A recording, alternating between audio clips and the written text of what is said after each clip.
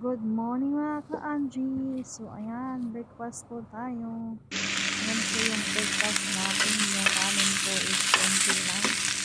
Nilagyan ko yan ng brown rice. Grabe, sobrang tagal na loto yung brown rice na yan. So mga ka-Angie, nagluto pala tayo ng gulay. Nag-isa lang ako dyan ng sibuyas at saka bawang. Ang pagkatin sa pusa at saka papaya. So, yan lang po yung ulam natin for today. At saka nilagyan ko ng dahon ng radish at saka repolyo. Gusto ko kasi is healthy food lang po tayo ngayon mga ka-ID para balik tayo sa sakit kasi dami ko ng sakit ngayon.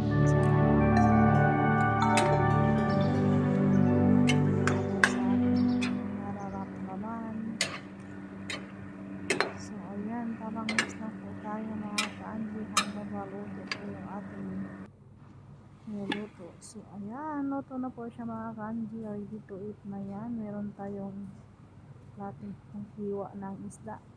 Gusto ko talaga yung nasa ulo. Kaya, ayan.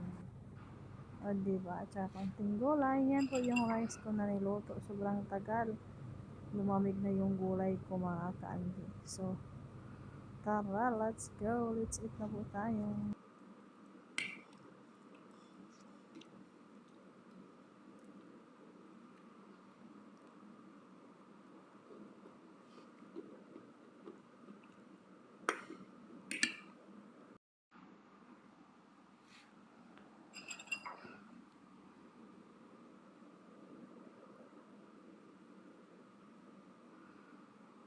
So, ayan mga kanji, kain po tayo. Gustong-gusto ko talaga yung ulo. Pagkakain ako ng isda na prito, gusto ko talaga yung nasa ulo. Gusto ko yung maraming buto na kalitkitin ko ng kalitkitin. Gusto ko yung ganon. So, ayan, o, diba? So, init pa yung kanin ko, hinintay ko sobrang tagal. Kasi yung kanin ko mga katsabi yun nga, one rice.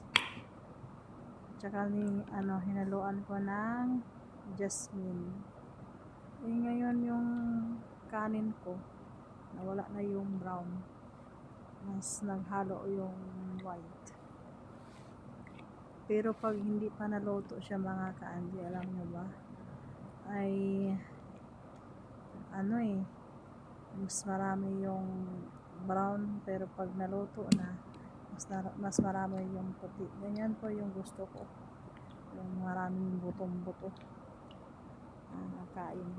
So yan lang po yung vlog natin for today. Thank you for watching and kain po tayo sa ating healthy food para healthy po tayo kahit healthy na maraming sakit. So ayan, bye bye, see you next vlog.